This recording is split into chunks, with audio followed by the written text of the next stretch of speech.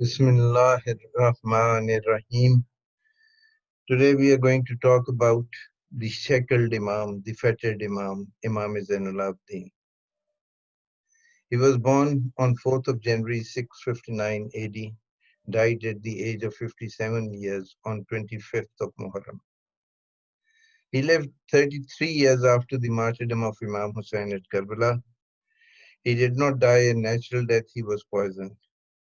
His last words on deathbed were, "Do not oppress anyone, especially one who has no one to help him except Allah." And then also he said, "Do not slaughter my camel, but bury him when he dies," because he said that he had performed 20 Hajj on that camel. Imam Bakr wept when he saw the marks of chains on his father's body before burial. That is when he was being given the last bath before the burial. Then Imam Bakr noticed the signs on the hand and the feet and the neck of Imam Zainul Abidin. It was a practice for Imam Zainul Abidin that he would buy slaves and set them free after giving them training and after giving them money to spend their lives with.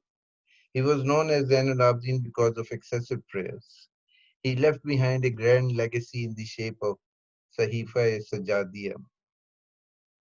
And this is the just to give you an idea of the camel that he used to ride.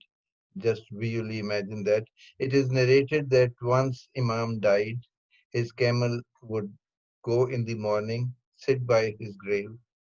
This the camel did for 2 days, and on the third day, the camel died, and according to the will of the Imam, he was buried.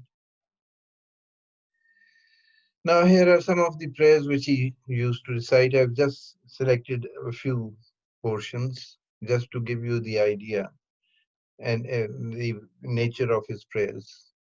O God, bless Muhammad and his household, cause my faith to reach the most perfect faith, make my certainty the most excellent certainty, and take my intention to the best of intentions, and my work to the best of works. O God, complete my intention through thy gentleness. Rectify my certainty through what is with thee, and set right what is corrupt in me through thy power. O God, bless Muhammad and his household, spare me the concerns which distract me. Employ me in that about which thou wilt ask me tomorrow, and let me pass my days in that for which thou hast created me. Free me from need, expand thy provision towards me, and tempt me not with ingratitude. Exalt me, and afflict me not with pride. Make me worship thee, and corrupt not my worship with self-admiration. Just look at the beauty of it. Let good flow out from my hands upon the people, and efface it not by making them feel obliged. Give me the highest moral traits, and preserve me from vainglory. This is a long prayer about Makaramul Akhlaq, it is called. That is, he is seeking God's help in making his character most pure and sublime. Then again, another excerpt. Oh God, bless Muhammad and Muhammad's household. Give me to enjoy a sound guidance, which I seek not to replace, a path of truth from which I swerve not, and an intention of right conduct in which I have no doubts. Let me live as long as my life is a free gift in obeying thee.